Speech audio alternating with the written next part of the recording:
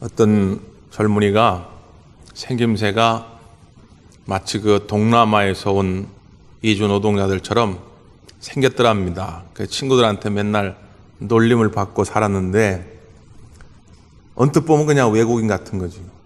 근데 이제 어느 날 취업을 하게 됐어요. 일을 하러 갔는데 그 일을 담당하는 반장님이 와서 일을 가르치게 됐더라는 거죠. 근데 반장님이 이렇게 와서 보더니 한숨을 푹 쉬면서 아무 말도 없이 그냥 손짓으로 따라오라는 거지요. 그 따라간 거예요. 그러면서 일을 가르치는데 말을 제대로 하지 않고 이러는 거지. 그러니까 이 젊은이가 속으로 생각하기를 이분은 말씀을 못 하시는 분이구나. 참 말씀을 못 하시는 분이 어떻게 이렇게 반장님까지 됐을까? 참 대단하신 분이다. 상대방에게 신뢰를 하지 않게 해서 이 젊은이도 대답할 때 그래서 한참 오전에 일을 그렇게 배우고 나서 점심때가 되니까 이 반장님이 갑자기 밥 먹고 갑시다.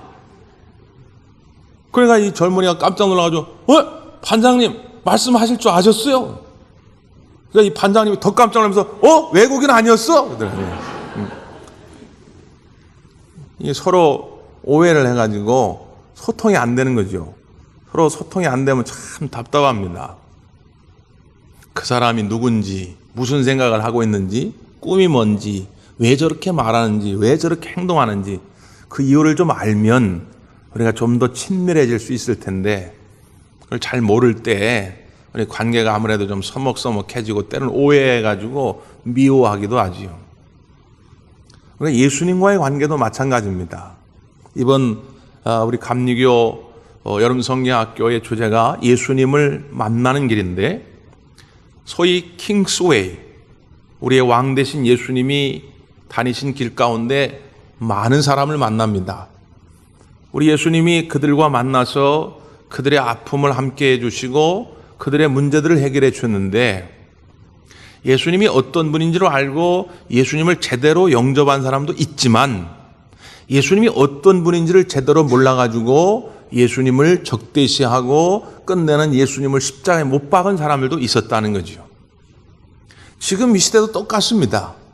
예수님이 정말 어떤 분인지를 알고 예수 믿는 의미를 알고 이 신앙생활을 제대로 하는 사람이 있는가 반면에 예수님을 만난다는 의미가 도대체 뭔지, 예수님을 믿는다는 의미가 도대체 뭔지를 모르고 신앙생활을 하는 사람도 있더라는 거지요. 그러다 보니까 신앙생활에 신앙의 위기가 자꾸 옵니다. 특별히 이렇게 그냥 더운 여름날 힘을 내서 교회 오기가 싫지요. 그냥 집에 들어놓고만 싶고 말이죠. 그러니까 내 원하는 바대로 잘 이루어지지 않으면 그 때문에 또 실망하기도 하고 말이죠. 예수님이 어떤 분인지를 잘 모르기 때문입니다. 그래서 이 예수님을 만나는 길에 예수님이 어떤 분인지를 좀 제대로 알아야 되는데 오늘이 이제 그 두 번째 시간이거든요. 지난번에는 그 가나에서 만났던 나다나엘의 이야기였는데 오늘은 가버나움에서 만난 한 중풍병자 이야기입니다. 우리가 좀 기억에 오래 남기기 위해서 우리 감리교 교육국에서 제공했던 그 지도, 이쁘게 만든 지도가 있는데 한 번 더 보죠. 전체적으로 이스라엘이 이렇게 나오는데 밑에 있는 그 강이 사해라고 하죠. 사해. 거기는 이제 물이 내려가는 곳이 없어서 죽은 바다가 된 것이고 그 위쪽에 이제 호수가 있는데 이게 갈릴리 호수입니다. 그 갈릴리 호수의 왼쪽에 가나라고 있죠. 가나 우리가 잘 알죠? 왜 잘합니까? 혼인잔치. 예수님이 물로 포도주를 만든 예수님의 공생의 첫 번째 이적 사역이 일어난 곳이 바로 저 가나입니다. 그리고 가나 그 오른쪽 위에 뭐라고 있어요? 가버나움이지요. 오늘 본문에 보면 예수께서 배에 오르사 건너가 본 동네에 이르더니 본 동네. 그 본 동네가 어디냐? 가버나움이에요. 왜 본 동네라고 표현했냐면 저 가버나움이 저 갈릴리 지역 전체의 행정의 중심이요, 군사의 중심이요, 경제의 중심입니다. 그러니까 저 가버나움이 본 동네예요. 우리식으로 말하면 수도권의 중심이 어디예요? 인천이라고 했으면 참 좋을 뻔했는데 저는 그렇게 생각하고 살지만 현실적으로는 그렇지 않죠. 수도권의 중심, 대한민국의 중심은 서울이죠, 사실. 예? 인천의 중심은 어디예요? 작전동, 그렇죠. 예. 근데 우리는 그렇게 생각하고 살고 싶지만 서울 사람들에 물어보면 인천 그러면 부평만 알더라고. 작전 잘 몰라요. 지하철역 주변만 알아. 이제 그런 것처럼 저 갈릴리 지역의 중심은 어디였냐? 가버나움. 그러니까 중심이다 보니까 사람들이 많이 모여요. 사람들이 많이 모이면 힘 있는 자, 돈 있는 자, 권세 있는 자 이런 사람들만 모이는 곳이 아니라 사람들이 많이 모이는 곳엔 또 누가 오느냐?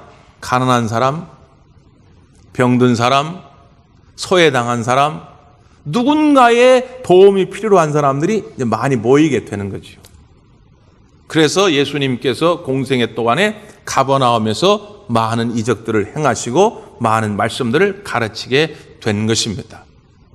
그 가버나움에서 만난 한 중풍병자, 이 사람은 혼자 거동조차 할 수도 없는 사람입니다. 여러분, 중풍병이 뭡니까? 뇌 혈관이 막혀가지고 터져버리거나 완전히 굳어버리는, 그래가지고 언어의 장애가 오고 그리고 신체의 기능이 제대로 발휘될 수 없는 그런 상황에 이르는 거지요. 미약할 정도는 괜찮은데 이게 중한 상태에 이르게 되면 자기뿐 아니라 주변에 있는 가족이나 친지들이나 이웃들에게 아주 피해를 많이 줍니다. 그러니까 중풍병 환자를 돌보는 사람들은 본인도 힘들지만 그 가족들, 그 간병하는 사람들이 굉장히 힘들어요. 이 사람도 마찬가지예요. 자기 혼자 어떻게 거듭을 못하니까 주변 사람들이 부탁을 했어요. 야, 예수님께서 우리 동네 가버나움으로 오신다더라. 근데 그 예수님을 만나면 뭔가 인생의 문제가 해결될 것 같다. 예수님이라면 뭔가 나의 이 문제를 완전히 치유시켜 줄 수 있지 않겠는가. 그래서 부탁을 해요. 그러니까 친구들이 그 얘기를 듣고 이 중풍병자를 예수님께 데려오지요. 오늘 우리 마태복음에는 드라마틱한 그런 장면이 없지만 우리가 잘 아는 마가복음에는 아주 드라마틱한 장면이 있죠. 가버나움에 예수님 주변에 사람들이 하도 많이 모여가지고 이 사람들이, 이 친구들이 이 중풍병자를 어떻게 해요? 지붕을 뚫고 그 침상채로 예수님께 내린 거죠. 그러니까 예수님이 그 믿음이 너무 아름다운 거예요. 그래서 오늘 본문에 보면 2절에 그들의 믿음을 보시고, 그들의 믿음, 첫째는 중풍병자 본인의 믿음이요, 또 둘째는 그 중풍병자를 그 예수님께로 데려온 그 사람들, 친구들, 그들의 믿음이 너무 아름다운 거예요. 그들의 믿음을 보시고 오늘 이 중풍병자에게 이렇게 선언합니다. 자, 2절 한번 읽어보죠. 시작.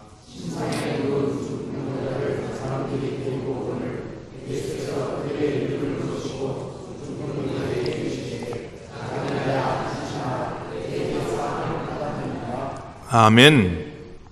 작은 자야 안심하라. 소자야 안심하라. 예수님이 따뜻하게 부르실 때, 마치 형제처럼 친구처럼 부르실 때 자주 쓰는 말이죠. 작은 자야 안심하라. 여러분 가운데 오늘 이 아침 어떤 문제가 있습니까?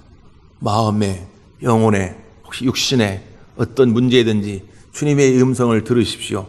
작은 자야 안심하라. 안심하라. 그러면서 내 제사함을 받았느니라.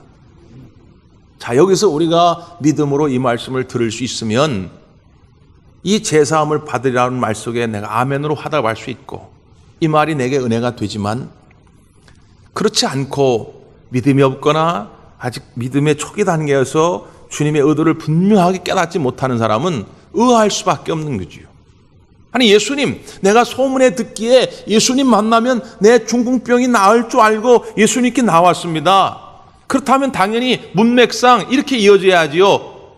작은 자야 안심하라. 네가 중풍병에서 나을지어다. 아니, 예수님 이렇게 돼야 되는 거 아닙니까? 내가 명하노니 너의 뇌에 막혔던 혈관이 온전히 회복될지어다.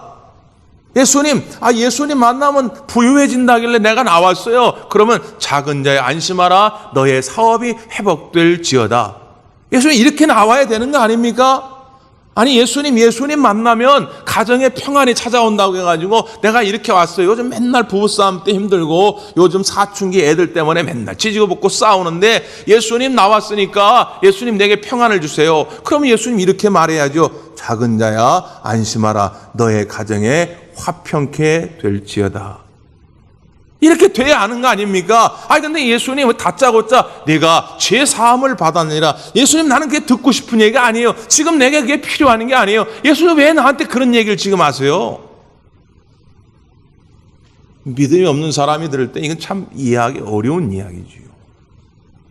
더군다나 예수님을 만났던 많은 사람들 중에 예수님께 호의적인 사람만 있는 것이 아니라 예수님을 적대적으로 봤던 사람들도 꽤 있었거든요. 그 가운데 한 무리들이 서기관들입니다.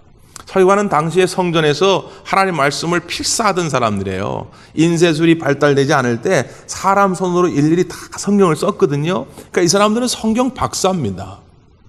근데 이 사람들이 예수님의 어떻게든지 꼬투리를 잡아가지고 예수님을 수렁에 빠뜨리려고 했는데 예수님이 제사함을 선언하니까 속으로 생각하기를 이봐라, 제사함은 누구만 할 수 있어요? 하나님만 할 수 있는데 아니 자기가 뭔데 제사함을 선언해? 야 이건 신선 모독죄야. 이거는 당장 법정에다 고발해야 되겠다. 이런 마음을 품게 된 것이죠. 그런데 우리의 중심까지 꿰뚫어 보시는 예수님께서 그 서기관들의 마음을 알았다는 거예요. 오늘 이 자리에 다 똑같이 예배하는 것 같지만 예배하는 그 마음의 중심 예수님이 다 알고 있어요. 이 사람이 지금 왜 여기 앉아 있는지를 예수님이 다 알고 있다 그 말이에요. 그러니까 예수님 말씀합니다. 뭐라고요? 자, 성경을 보세요. 4절, 5절 말씀. 시작.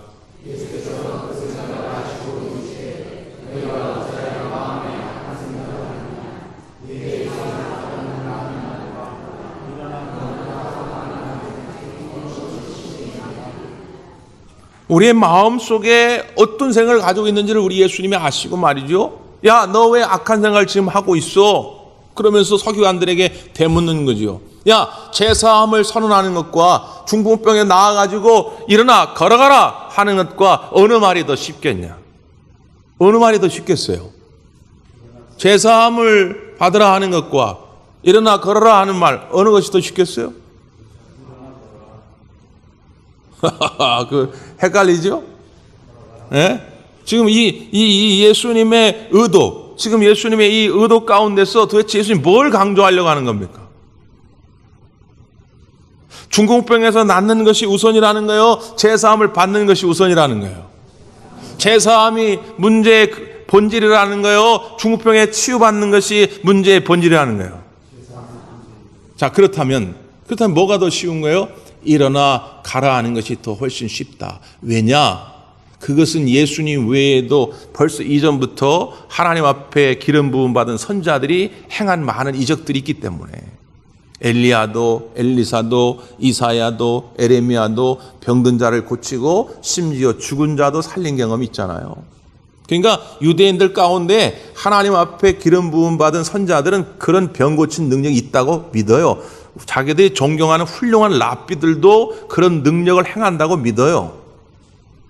야, 그런 거는 나 말고도 다른 기타 선자들이나 다른 랍비들도 다 할 수 있다.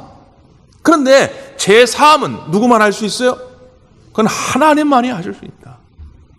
내가 그냥 중풍병자를 보고 야 일어나 걸어가 하는 말이 쉽지만 지금 내가 너희들에게 하고 싶은 말은 그거보다 더 중요한 게 있다. 그거보다 인생에 더 근원적인 문제가 있다. 그건 하나님만이 하실 수 있는 건데 그걸 내가 지금 하는 것이다.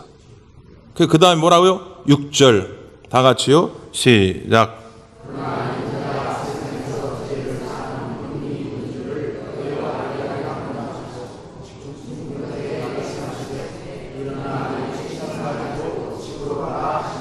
아멘.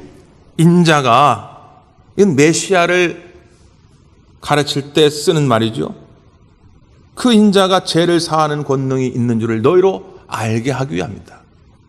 너희들이 이걸 알아야 된다. 내가 단순히 착하게 살라고 가르치는 윤리적 교사가 아니고 가난한 사람들 도와주는 자선사학가가 아니라 병든 사람 고치는 의사가 아니라 나에게 죄를 사하는 권능이 있음을 너희가 알아야 한다. 이 죄사함의 체험, 죄사함의 확신이 너에게 있어야 한다. 이것이 문제의 근원이다. 이걸 예수님께서 오늘 이 가버나움의 만남을 통해 우리가 알려주고자 하는 것이죠. 예수님의 공생의 사역에 눈으로 보이는 첫 번째 이적은 가나에서 이루어졌지만 제사함의 선언은 이 가버나움에서 첫 번째로 이루어진 것입니다. 그러니까 이게 매우 중요한, 신학적으로 매우 중요한 장면이에요. 자, 두 가지 면에서 우리가 좀 살펴볼 필요가 있습니다. 첫째는 뭐냐면 이 중풍병이라고 하는 것이 이 본문에 나오는 사람이 어떤 개인적인 죄와 연결되어 있을 가능성입니다. 그러니까 이 사람을 바라보면서 예수님이 다짜고짜 죄사함을 선언하는 것은 모든 병이 다 죄의 근원으로 왔다, 이거보다는 이 사람이 중풍병에 걸리는 것이 어떤 죄의 문제 때문에 왔을 수 있는 가능성입니다. 요즘 여름 많이 더우시죠? 열대야 때문에 막 밤에도 막 3번, 4번 깨는데 저도 요즘 잠을 많이 설칩니다. 그럼 이렇게 잠을 못 자면 불면증에 시달리면 육체 병이 오거든요. 육체 병이 왔어. 뭐 위궤양이 오고 소화불량이 오고 뭐 여러 가지 왔다. 그걸 꼭 죄 때문에 왔다 이렇게 볼 수는 없잖아요. 어떤 생체적인 리듬이 깨져가지고 그럴 수 있는 것인데, 근데 반면에 죄 때문에 오는 병들도 꽤 많습니다. 특별히 어떤 이 마음의 병, 심리적인 병. 그렇잖아요? 그러니까 중풍병이 다 죄 때문에 온 건 아니겠지만, 그러나 죄 때문에 중풍병이 올 확률이 굉장히 높아요. 그러니까 무엇인지 모르지만 이 사람의 그런 문제가 있기 때문에 오늘 예수님이 선언한 겁니다. 그러니까 여러분이 혹시라도 내가 무슨 병에 걸렸을 때 무조건 난 죄 때문이야 자학하거나, 혹은 다른 사람이 병에 걸렸을 때 넌 죄 때문이야 정죄할 필요는 없어요. 그러나 내가 어떤 질병 가운데 있을 때는 한 번쯤 돌아볼 필요는 있다. 자기를 성찰해 볼 필요는 있다는 거죠. 자, 이게 첫 번째 측면이에요. 그러나 좀 더 넓은 의미에서 생각할 필요가 있습니다.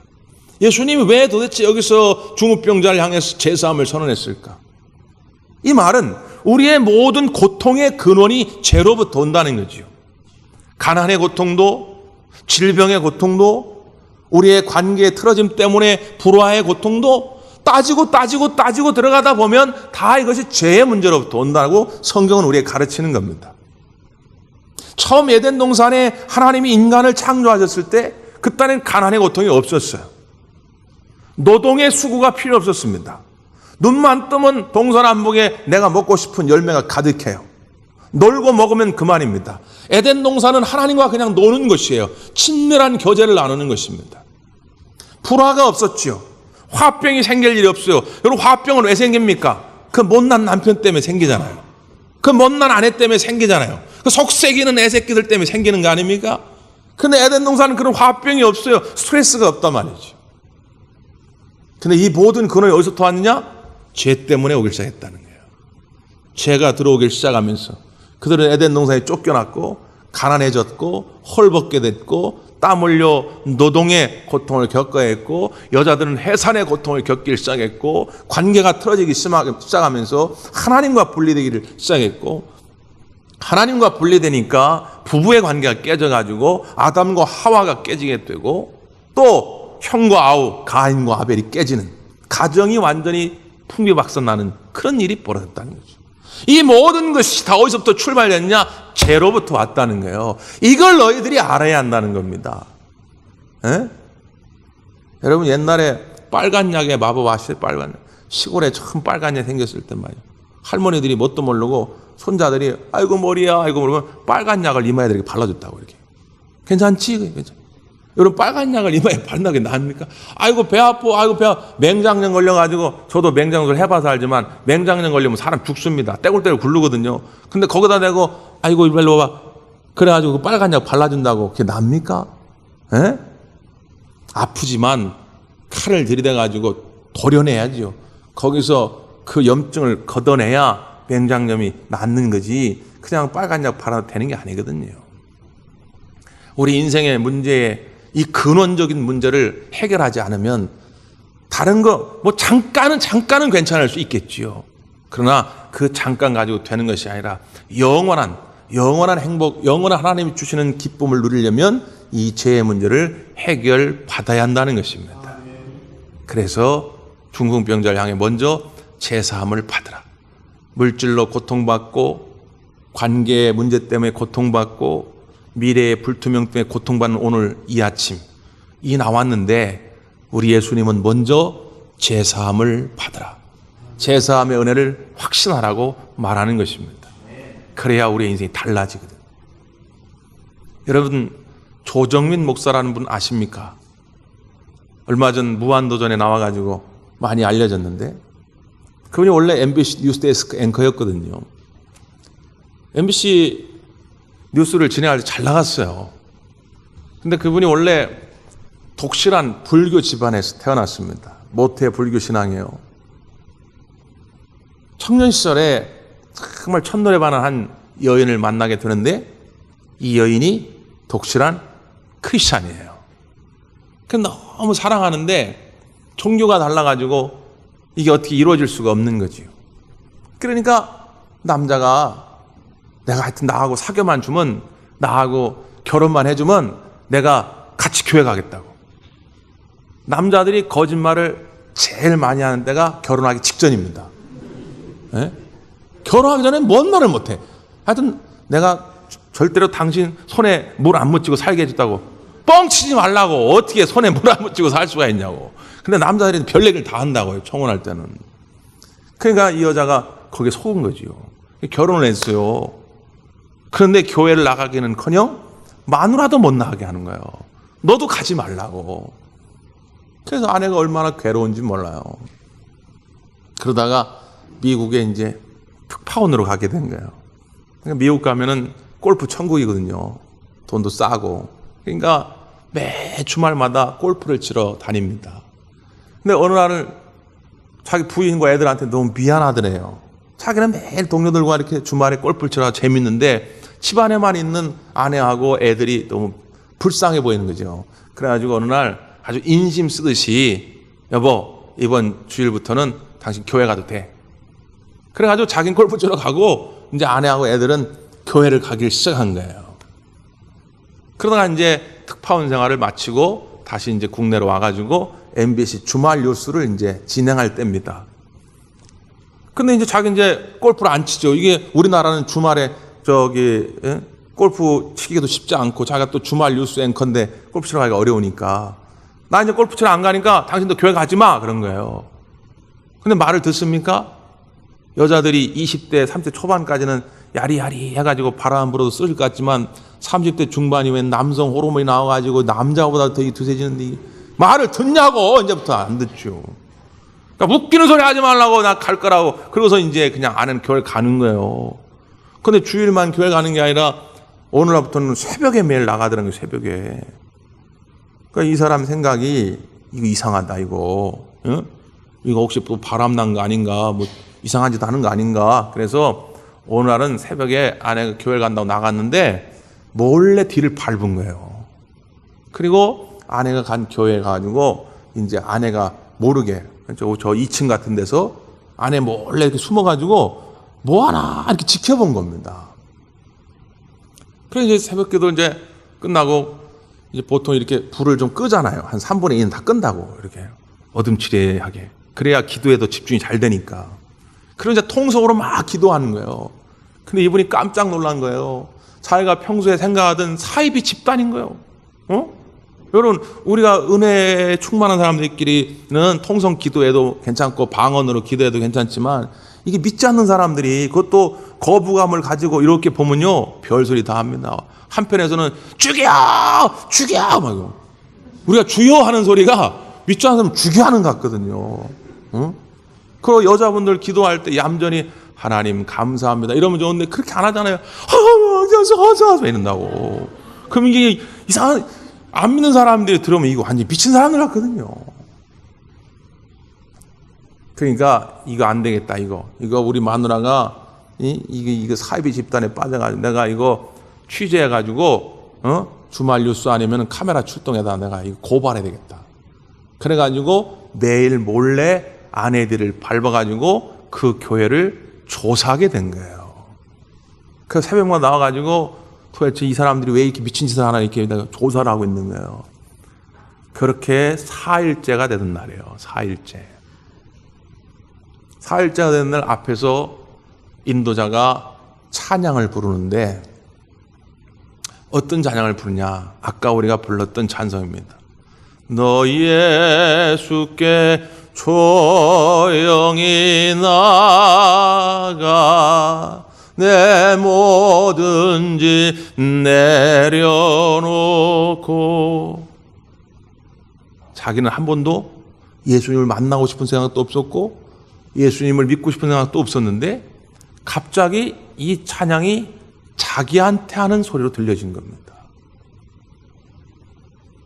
그러면서 눈물이 막 쏟아지기 시작하는데 그 다음에 뭐요? 주 십자가 사랑을 믿어 제 사함을 너 받으라. 그런데 주체할 수 없는 눈물이 막 쏟아지기 시작하는 거예요. 자기는 지금까지 굉장히 이성적인 사람, 지성적인 사람이라고 생각했는데 매우 분석적이고 통찰력 있는 사람이라고 생각했는데 자기의 감정을 주체할 수 없을 정도로 눈물이 쏟아지기 시작합니다. 이건 뭐냐? 도대체 이건 뭐냐? 그때부터 예수님이 궁금해진 겁니다. 그래서 예수님을 알고 싶어서 성경을 읽기 시작한 거지요. 그래서 무려 5번을 읽었다고 그래요. 모태신앙 20년, 30년 넘도록 성경 한 번 안 읽고도 이렇게 신앙생활을 참 잘하는 것도 기적이지만 모태 불교 신앙인이 예수도 안 믿는 사람이 그냥 마누라 때문에 5번을 읽은 거예요. 5번. 그리고 그 성경을 읽다가 인격적으로 예수님을 만난 거예요. 그분의 간증 가운데 보니까 이런 표현을 썼더라고요. 만약 기독교가 종교였다면 나는 불교를 떠나지 아니했을 것이다. 예수님은 종교 그 이상이다. 아멘. 여러분 이 표현에 많은 의미가 담겨져 있지 않습니까? 기독교가 그냥 종교였다면 착하게 살라고 가르치는 그냥 윤리적 그런 도덕적 가르침이나 가르치는 것이라면 그런 건 불교에도 있어요. 여러분 불교 가보십시오. 불교가 뭐 살인하라 그럽니까? 불교는 심지어 개미새끼 한 마리 죽이지 말라고 그런다고. 응? 이런 복잡한 세상에 마음의 평안을 얻기를 원한다. 여러분 불교에도 평안을 얻을 수 있는 방법이 있잖아요. 그 사람들 명상하는 거 보십시오. 우리는 막 어떨 때는 막 너무 시끄럽게 박수치면서 해가지고 이런 걸 싫어하는 사람도 있어요. 근데 불교는 나미아비탑을 관센보살 나미아비탑을 관센 가만히 듣고 있으면 졸린다고 막 나미아비탑을. 오히려 명상을 한다고 그러면 불교가 날지도 몰라요. 종교적인 어떤 형식, 종교적인 어떤 가르침은 불교에도 얼마든지 있다니까요. 옛날 우리 어르신들 기독교가 들어오기 전에도 무당 데려다가 굿해가지고 병났다는 얘기 많이 들어보셨을 거예요. 귀신도 마귀도 얼마든지 그런 일을 행할 수 있다니까요. 그런 종교적인 어떤 가르침, 종교적인 무언가를 얻으려고 교회 안에 머문다면 이건 뭔가 오해라는 거지요. 예수님은 종교 그 이상이다. 그 이상이 뭐예요? 예수님은 구세주라는 겁니다. 구주 되신다는 거예요. 구세주라는 말은 무슨 뜻이냐? 나에게 제사함을 주실 능력이 있다는 것입니다. 나를 구원하실 분, 내 영혼을 저 천국으로 인도하실 분은 예수님밖에 없다는 것이죠. 이건 불교에도 힌두교에도 이슬람교에도 그 어느 곳에도 없는 것입니다. 단순히 우리가 착하게 살려고 혹은 내 가난과 질병으로부터 자유하려고 예수님께 나오는 것이 아니라 이 제사함의 은혜를 깨달아야 한다는 것이죠. 물론 이 중풍병자처럼 처음 나오는 동기는 병을 고치러 나오든 가난을 해결하러 나오든 뭐든 좋습니다. 그러나 그것은 부차적인 문제라. 예? 제가 어린 시절에 친구들과 함께 어른 몰래 이렇게 가가지고 고구마 밭에 가서 고구마 하나 이런 캐본 적이 있거든요. 이런 더운 여름날 땅속에 있는 고구마 캐먹으면 얼마나 시원하고 맛있는지 몰라요. 근데 그 고구마를 캘 때 보면 밖에서 이렇게 줄기를 딱 잡아가지고 이렇게 슬슬 땅을 파면서 잡아다니면 이게 슬슬 딸려옵니다. 에? 고구마. 감자도 마찬가지고 쭉쭉쭉 딸려나와요. 딸려나와. 어? 우리가 이 제사함의 은혜를 경험하면 우리가 원하는 부차적인 이 세상의 복들은 줄줄이 딸려오게 돼 있어요. 근데 이게 순서가 바뀌어가지고 다른 것들을 원하다 보면 제사함의 은혜도 깨닫지 못하고 오히려 신앙의 시험거리만 만나. 야, 예수 믿어도 병 안 낫는데더라. 야, 예수 믿어도 부자 안 되더라. 예수 믿어도 문제 해결 안 돼. 야, 이 교회 나가면 뭐하냐. 이래가지고 시험 당해가지고 멈춘 사람들이 얼마나 많은지요. 본질 근처엔 가보지도 못하고. 예수님이 나를 위해 내 죄사함을 위해 십자가에 죽으심을 깨닫고 그 은혜를 깨달으면 그 다음부터 세상 보는 눈이 달라져요. 내 영혼이 은총 입어 중한 죄지 벗고 보니 슬픈 많은 이 세상도 천국으로 화하도다. 여러분, 이 신앙의 신비를 깨달으셔야 돼요. 내 삶이 너무 슬프고 힘들어도 죄짐을 벗고 나면 천국 같은 인생이 될 줄 믿습니다. 기도하겠습니다.